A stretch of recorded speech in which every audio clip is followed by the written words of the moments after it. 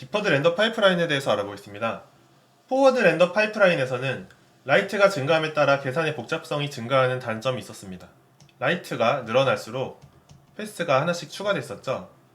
물론 URP 같은 개량형 포워드에서는 이제 그런 문제점이 없었지만, 근데 디퍼드 렌더 파이프라인에서는 이 문제를 해결하기 위해 라이트 연산을 뒤로 미루고 G 버퍼라는 것을 이용해서 화면에 딱 보이는 부분만 계산합니다. 개념은 전에 설명을 한번 했었죠.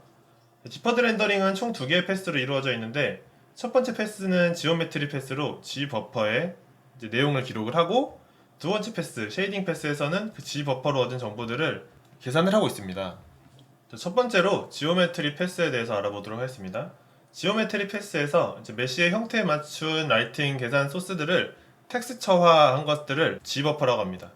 텍스처화라고 했는데 이제 렌더 타겟이라는 곳에 그렸고, 여러 개의 렌더 타겟을 그려야 돼요. 렌더 타겟 뭐 0번, 1번, 2번, 3번 이런 식으로 여러 개 그리는데, 여러 개 그리기 때문에 이제 멀티플이라는 단어를 써서 이제 멀티플 렌더 타겟, 그래서 MRT라고 하고요.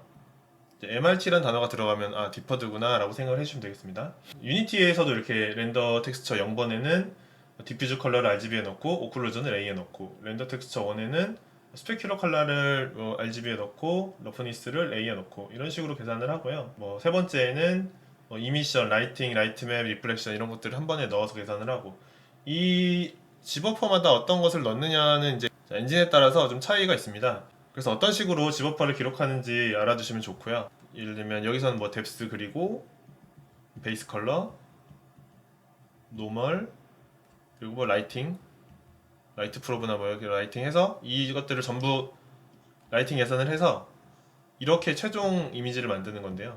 이제 이 계산들은 이제 쉐이딩 패스에서 하게 되고, 이 뎁스를 만들고 베이스 컬러를 만들고 노멀 만들고 라이팅 만들고, 이제 이것들을 만드는 게 바로 이 지오메트리 패스에서 하는 일입니다. 빛을 계산하기 위한 다양한 속성들을 컬러, 노멀, 러프니스, 오클루전, FO는 뭐냐면은 0도일 때의 프레넬 값인데요. 프레넬이 이제 90도쯤 됐을 때 가장 강하다고 했었죠. 근데 최소 프레넬 값을 이제 구해두면은 이걸로 이제 반사 계산에 사용을 할 수가 있어요. 그래서 이제 쉐이더 모델에 따라 다른데 보통 4장에서 8장까지의 렌더 타겟이 있고, 거기에 이제 그려놓는 걸로 MRT라고 했죠. 이제 그것이 바로 집어퍼입니다. DX9에서 4장, DX11에서 8장이라고 되어 있네요. 여러 렌더 타겟을 항상 그려내야 하므로 메모리 사용 비용이 굉장히 증가하고 대역폭 문제가 발생합니다. 이 대역폭 문제 때문에 VR과 모바일에서는 사용이 어렵다고 생각을 해주시면 되겠습니다. 대역폭이 무엇이냐면 GPU 메모리에서 한 번에 전송 가능한 데이터 크기를 말합니다. 한 번에 전송 가능한 어떤 대역폭이 있기 때문에 이 폭이 한계가 있어서 이 폭을 넘어가는, 그러니까 메모리 양이 굉장히 많아지는, 집버퍼 같은 경우에는 화면 전체를 여러 개를 해서 그 데이터를 다 넘겨야 되기 때문에 그 데이터가 굉장히 크고, 이 폭이 작으면은 과부하가 걸려가지고 그 데이터가 계속 밀려가지고 느리게 갈 수밖에 없는 거예요. 대역폭이 크면 한 번에 많은 정보를 전달할 수 있는데, 좁으면은 그만큼 좁아져가지고 느려진다라고 생각을 해주면 될 것 같고, 디퍼드에서 필요 대역폭이 큰 이유는 방금도 말씀드렸듯이 집버퍼 정보를 모두 메모리에 올려서 보내야 되니까 기본적으로 많은 메모리가 필요하게 되고요. VR에서는 두 개의 카메라로 화면을 그립니다. 사람의 눈도 왼쪽 눈 감고 오른쪽 눈 이제 감고 보면은 양쪽이 살짝씩 차이가 있죠. VR에서도 그렇게 두 개의 카메라로 그려서 사람의 눈에 갖다 대야 이제 실제 공간처럼 느껴지게 되는 거예요. 그래서 이제 두 개의 카메라로 그려야 되기 때문에 이 카메라에서 멀티 렌더 타겟 4장씩 하고, 이 카메라에서 멀티 렌더 타겟 또 4장 하고, 지오퍼가 굉장히 많아지기 때문에 이 두 개의 카메라에서 각각 여러 개의 렌더 타겟을 그리는 것은 대역폭보다 많은 데이터를 전송을 해야 되기 때문에 그래서 굉장히 느려질 수밖에 없고요. 그래서 VR에서도 포워드 방식으로 작업을 하는 것이 일반적입니다. 모바일에서는 MRT 자체를 지원하지 않는 쉐이딩 모델을 사용을 하거나 대역폭 문제로 디퍼드를 잘 사용하지 않습니다. 이건 여담인데 요즘에는 PLS, 픽셀 로컬 스토리지라고 해서 이런 기술을 이용해서 디퍼드를 좀 더 모바일에서 가볍게 구현하는 기술 같은 것들을 연구하고 있다고 하고, 향후 몇 년 후에는 이제 모바일에서도 충분히 디퍼드 사용하는 것이 가능하지 않을까 싶습니다. 완전히 불가능한 것은 아니고 이제 가능할 수 있는 연구를 하고 있다. 하지만 아직은 좀 사용하기엔 무리가 있다 정도로 생각을 해주시면 되겠습니다. 다음은 쉐이딩 패스입니다. 이제 집어퍼들을 인풋으로 넣고 포워드에서 이렇게 프래그먼트 함수에서 여러 라이팅 계산을 해주듯이 한 거를 이제 여기서 그냥 전체적인 거 가지고 하는 거죠. 그래서 BRDF를 계산할 때 여러 가지 소스들이 필요해요. BRDF 계산하려면 메탈릭도 있어야 되고 스무스니스도 있어야 되고 오클루전도 있어야 되고, 이제 그런 데이터들을 다 이 화면으로 만들어 놨으니까 이제 그것들을 다 그 화면으로 만들어 놓은 게 집어퍼한 거고, 이제 뭐 알베도, 노멀, 뭐 러프니스, 메탈릭, 뭐 프레넬 등등등 다 이런 것들을 이용해서 계산을 딱 때려서 이제 최종적인 디퓨즈, 스페큘러, GI 값을 구하면 이제 총 PBR 연산이 되는 거죠. 이제 이것들을 연산해가지고 최종 픽셀을 출력을 합니다. 자, 만약에 이제 PBR이 아닌 경우라면은 이 쉐이딩 패스에서 PBR이 아닌 다른 구현을 해야겠고요. 거기에 맞춰서 집어퍼도 구성을 해야겠죠. 자, 그래서 디퍼드 라이팅 같은 경우에는 스타일라이즈 렌더링을 하려면 좀 더 신경 써야 되는 것들이 더 많다라고 생각을 해주시면 되겠습니다.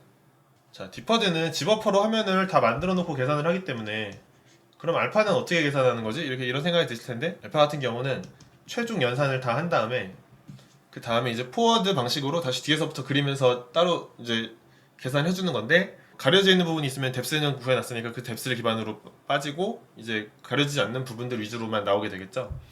그래서 알파 블렌드가 들어간 부분은 디퍼드 연산이 끝난 후에 포워드 방식으로 다시 뒤에서부터 계산되고, 뎁스 패스와 이제 비교해가면서 이제 뭐 이런 처리들을 하겠죠. G 라이트, G 테스트 처리들을 하겠죠. 그리고 G 라이트, G 테스트라는 거는 이거 G 라이트는 이제 뎁스에 기록을 하는가, 아니면은 G 테스트라는 뭐 앞뒤 관계가 어떻게 되는가. 예를 들면 이 알파를 가리고 있는 어떤 불투명 객체가 있으면은 이 알파는 그릴 필요가 없잖아요. 뭐지, 그런 것들을 체크하기 위해서 이제 G 테스트를 하는 거고, 디퍼드에서는 집어퍼로 계산을 하기 때문에 알파만큼은 방법이 없어서 이렇게 좀 비효율적으로 처리를 한다고 생각해 주시면 돼요. 이제 그래서 이제 알파를 사용하지 않고 이게 위처럼 디더 패턴이라는 게 있습니다. 이렇게 망점 같은 것들이 있는데, 이 망점 같은 것들을 촘촘하게 계산을 해서 멀리서 보면 점점 사라지는 것 같이 보이고요. 이 디더 패턴만 있으면은 조금 지저분하게 보일 수 있기 때문에 템포럴 언티 얼라이싱이라는 게 있습니다. 이 기술과 약간 찰떡인데, 근데 이 기술이 좀 느려요. 이 기술이 좀 느리고, 디더 페이드는 보통 이제 TAA랑 붙으면은 이런 좀 망점이나 이런 것들이 좀 상쇄가 된다라고 생각을 해주시면 되겠습니다. 하지만 이 TAA를 사용을 하지 않으면 그냥 이 디더 페이드 자체는 느릴 것은 없습니다. 이거는 속도 오케이. TAA라는 것은 템포럴 안티 얼라이싱의 약자로 그 이전 그 픽셀들의 움직임을 기록을 해서 모션 벡터라는 걸 이용해서 기록을 하는데, 그래서 이 픽셀이 이렇게 왔구나라는 걸 계산해서 이제 그 값들의 어떤 평균값을 계산을 해서 튀는 부분들을 잡아주는 거죠. 그래서 이 TAA를 적용을 했을 때 막 지금 퍼포먼스가 안 나고 그러면 되게 잔상이 남는 것 같은 느낌들이 나요. 이제 그런 것들이 다 이전 픽셀들의 어떤 움직임 같은 것들을 다 기록을 하기 때문인데, 그래서 굉장히 퀄리티는 좋은데 느리다고 볼 수 있겠습니다. 자, 뭐 이런 방법도 있다라고 생각해 주시면 되겠습니다. 이 디더 패턴의 장점은 이제 이렇게 얘네들이 사실은 불투명인 것이기 때문에 뎁스 쪽으로 문제가 없겠죠. 뎁스가 문제가 없어요. 그래서 알파 때문에 좀 이렇게 막, 그래서 이제 알파 소팅 때문에 굉장히 고민이 많이 될 경우에는 이런 것들도 하나의 해결책이라고 볼 수 있겠습니다.